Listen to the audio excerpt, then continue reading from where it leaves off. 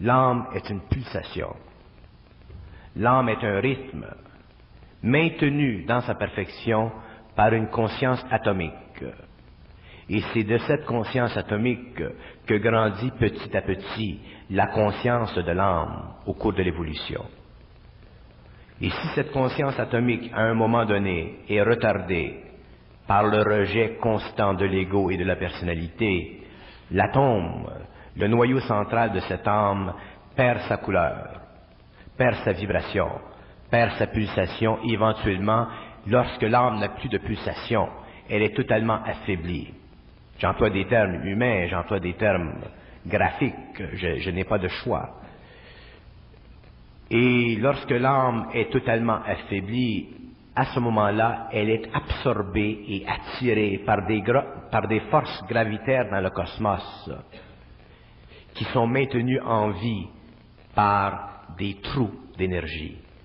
Et l'âme est attirée dans ces trous d'énergie et éventuellement elle est détruite parce que la composition de ces trous d'énergie est faite de matière anti-esprit. Et lorsque l'âme rentre dans ces dimensions anti-spirituelles, elle n'a plus de porte de sortie. D'ailleurs, il y a un phénomène assez intéressant concernant les trous de l'esprit.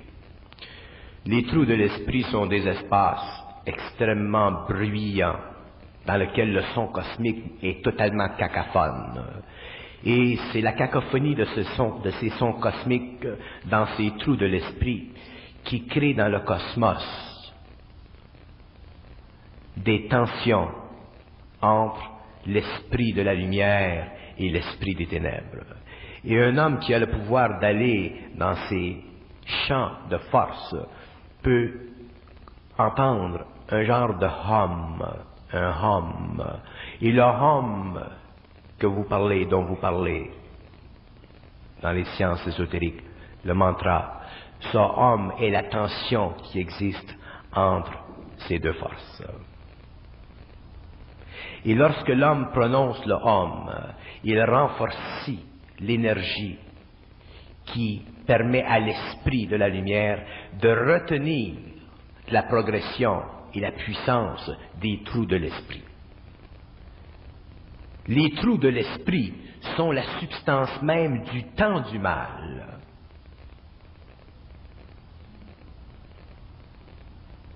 Et c'est dans ces trous de l'esprit que se situe le mal. Alors les âmes sont attirées et éventuellement elles ne peuvent plus sortir de ces trous de l'esprit. On demande souvent, qu'est-ce que vous voulez dire par le mal? Qu'est-ce que c'est le mal? Je n'aime pas le mot mal. Je n'aime pas les mots. Je dois me servir des mots pour expliquer ce que je sais. Mais le mal, sur le plan cosmique, est une dimension temporelle de certaines forces qui sont tellement puissantes qu'elles créent un vide énorme, un trou noir. Et c'est ce trou noir, de ce trou noir, que vient ce qu'on appelle, nous les hommes, le mal. Alors l'âme doit monter en évolution et être suffisamment forte en vibration pour aller directement à la lumière, sans question, sans inquiétude, sans vaciller. Mais les âmes n'ont pas tous cette puissance. Alors, entre cette polarité, les forces de la lumière et ce trou de l'esprit, les âmes montent et elles exécutent leur chemin d'évolution. Et de temps à autre, elles ont tendance à aller vers là. Et ensuite, elles se raccordent. Et ensuite, elles vont vers là. Et ensuite, elles se raccordent. Et éventuellement, si elles ont la chance de prendre une grande expérience, elles vont réellement vers là. Et c'est ça le but de l'évolution. Qui crée l'âme? L'âme n'est pas créée. Elle est instituée atomiquement par la catégorisation de l'intelligence infinie des alephes en perturbation. Lorsque les alephes sont en perturbation, il y a création de l'âme. L'âme n'a jamais été créée dans le passif total de l'intelligence planificatrice de l'universel. L'âme, elle est créée par la perturbation des alephes. Le géant se lève et tout tremble, l'âme l'est créée. Nous avons tendance à considérer l'âme comme une capacité ou une valeur personnelle. Ce n'est pas comme ça. L'âme est simplement une pulsation, une vibration, une énergie qui fait partie de l'homme et qui actualise dans les principes humains les différents niveaux de force nécessaires à l'évolution. L'âme ne nous appartient pas. Vous parliez de pulsation, tout ça, c'est comme le cœur de l'atome, l'âme. Très juste. L'âme, c'est le cœur de l'atome, mais l'âme se sert de l'atome pour structurer sa vibration, pour lui permettre de maintenir son taux, son rythme pendant des éternités. Donc l'âme a besoin de l'atome et de la matière. L'âme a besoin de l'atome et de la matière, c'est pour ça que l'âme est descendue dans la matière. Parce que le besoin qu'a l'âme de l'atome et de la matière est un besoin qui est à la fois éternel, mais à la fois temporel. Et toute distribution dans le cosmos d'une vibration qui est susceptible d'alléger le fardeau de l'âme doit servir à exécuter sur un plan quelconque des plans de divination. Et ces plans de divination font partie des plans de l'Aleph, auquel appartient l'esprit, parce que l'esprit est l'agent, l'outil unificateur de cette planification. L'esprit organise, manifeste, mais c'est l'Aleph qui met en potentiel d'exécution ses desseins. Et quel est le conseil à donner aux âmes pour qu'elles retournent vers la lumière? Quel est quoi? Quel est le conseil à donner aux âmes pour qu'elles retournent à la lumière? On ne peut pas conseiller une âme. On peut conseiller un ego, mais on ne peut pas conseiller une âme. Alors que doit faire l'âme pour retourner à la lumière? Elle doit être dans un ego où elle doit exécuter l'évolution dans une personnalité, dans un corps qui est de plus en plus en relation avec des données informatrices qui servent à détruire en lui la domination. C'est pourquoi l'éducation est essentielle, c'est pourquoi la bonne éducation est essentielle. C'est pourquoi l'éducation qui est en dehors de la forme est essentielle, parce qu'à ce moment-là, l'âme peut aller retourner beaucoup plus rapidement vers la lumière. Mais si l'âme n'est pas donné la chance, à cause de la nature de la civilisation, à ce moment-là, c'est très difficile. Imaginez-vous un âme qui s'incarne ou qui active une personnalité et un ego en Afrique, dans des pays sous-développés. Ces âmes ont beaucoup de difficultés de retourner vers la lumière, mais avec le temps, elles retourneront. Mais des conditions seront essentielles. Peut-être qu'après la mort de ce corps matériel, il y aura incarnation dans un autre corps quelque part d'autre dans le cosmos, où les conditions d'évolution seront plus saines, seront plus stables. C'est pour ça que l'éducation, l'information, la connaissance doivent être de plus en plus objectives. Et lorsqu'un homme en est arrivé à pouvoir se fier à lui-même, à ce moment-là, il est en voie d'évolution très rapide, parce qu'il se fie à lui-même. Il n'est plus susceptible d'être contaminé par les opinions extérieures. Il se fie à lui-même, et lui-même, c'est la connexion. C'est pour ça que viendra un jour où les hommes seront obligés de vivre leur vie d'une façon totalement autonome et de renforcer en eux cette autonomie pour qu'ils ne puissent pas être troublés dans leur évolution, ni en relation avec de l'information qui provient du monde matériel ou de l'information qui provient du monde des esprits.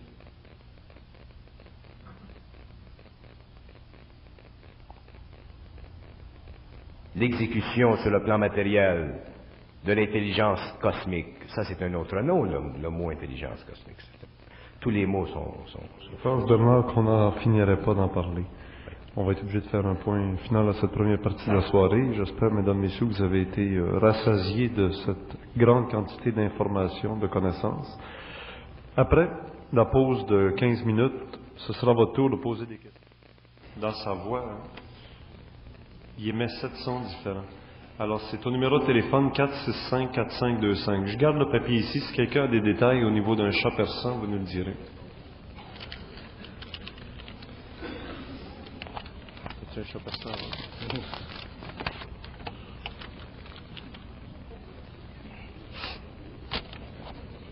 On commence très très sérieux, M. Bernard, très profond. Le film le plus profond que j'ai jamais vu, c'est 20 milieux sous les mers.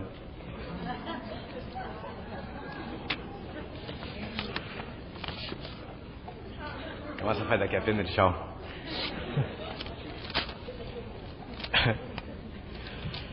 C'est bon, ça. OK. C'est bon, oui, c'est bon. Ça me rappelle la fois que j'en ai manqué une bonne. Il y avait eu un accident d'automobile en s'en venant des Laurentides. Une crevaison. Tu te souviens de ça? C'était ici, ça. Tu n'avais pas mis des pneus Bernard sur ton automobile?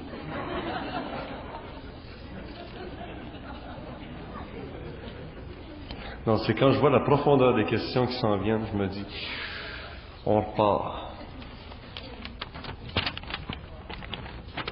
Pour les gens qui étaient ici pour la première fois, écoutez Bernard, ça vous a plu ce qui s'est passé tantôt? En général, oui. Je pense que ça suit bien la nouvelle ligne de pensée que Bernard nous a transmise au mois de janvier en disant en 81, fini de tourner en rond. C'était pas mal encore une fois, très complet. Alors ici, puis ça m'a été demandé tantôt dans l'intermission, quel programme, étude, activité ou recherche l'homme doit-il entreprendre pour aller au plus court vers la lumière?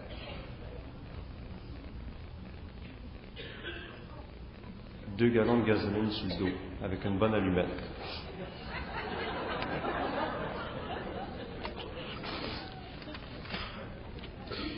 L'homme a trois phases d'évolution essentielles. Il y en a une, il y a l'évolution sur le plan matériel, il y a l'évolution sur le plan spirituel et il y a l'évolution vers la conscience pure.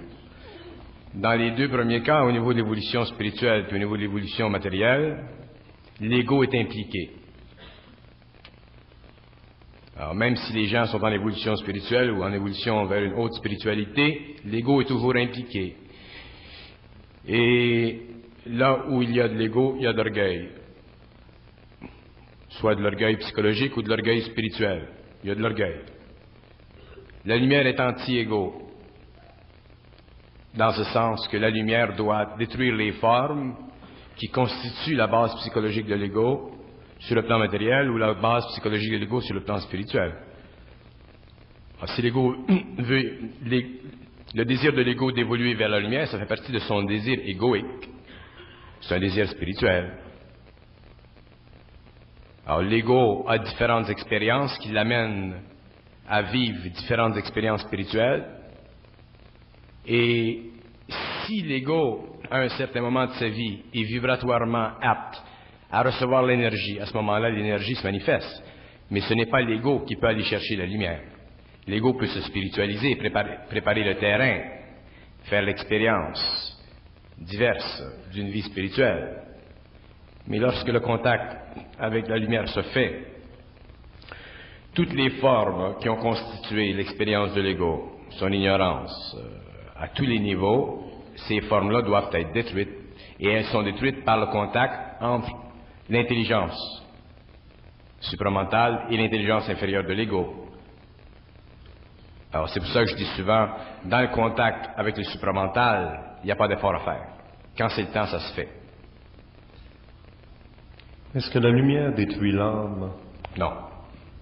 La lumière supporte l'âme constamment. L'âme se détruit par elle-même lorsqu'elle doit être détruite. Peut-on aspirer à une certaine réalisation dans l'espace d'une seule vie? Pardon? Peut-on espérer évoluer dans l'espace d'une seule vie? Oui, à l'intérieur d'une vie, surtout dans les temps qui viennent, parce qu'il y a énormément d'accélération au niveau de l'évolution, l'homme a la chance, l'opportunité de passer du stage du mental inférieur au stage du mental supérieur, autrement dit au stage de la conscience pure. Et la condition qui va avec cette accélération de la conscientisation dans l'homme est directement liée à l'ajustement vibratoire du corps mental, du corps émotionnel, en relation avec l'énergie du supramental. C'est pour ça que dans l'exécution du plan de vie d'une personne, si une personne doit entrer dans la conscience universelle, dans la conscience supramentale, cette conscientisation se fait petit à petit, parce que les hommes n'auraient pas la constitution psychique suffisamment forte pour subir le choc vibratoire qui se produit lorsque se fait la connexion entre le supramental et l'ego, ou le plan mental de l'ego, le plan mental inférieur de l'ego. Alors l'homme peut désirer se spiritualiser, c'est déjà une une attitude positive, c'est déjà un courant en lui qui l'élève, mais à un certain moment, il sera entrepris vibratoirement par l'énergie du supramental, et c'est à ce moment-là qu'il verra, qu'il comprendra exactement ce que veut dire la pénétration du supramental en lui. Parce que tant qu'on n'a pas été en contact avec les forces du supramental, on s'imagine que la pénétration du supramental en soi s'exécute d'une façon plaisante, spirituelle, perdue sur les nuages. Je vous assure que c'est le contraire. D'ailleurs, vous pouvez en parler aux gens qui en connaissent l'expérience. La pénétration du supramental crée des chocs dans l'ego au niveau du mental et du corps émotionnel, ou même au niveau du corps physique, ça dépend de la situation. Et cette pénétration-là ne se fait pas sous le contrôle de l'ego. Là où l'ego doit lâcher, c'est là où le supramental commence. Mais l'ego doit lâcher. Tant qu'il ne lâche pas, le supramental ne peut pas pénétrer, à moins qu'il fasse une connexion qui est totalement à l'intérieur de ses propres lois, puis à ce moment-là, l'ego est forcé de lâcher, et il y a fusion, et il doit subir le changement vibratoire pendant le temps qui lui sont assignés. L'évolution vers le supramental, l'évolution, la pénétration de la lumière dans l'homme, ce n'est pas une évolution spirituelle. C'est la terminaison, c'est la fin de l'évolution spirituelle.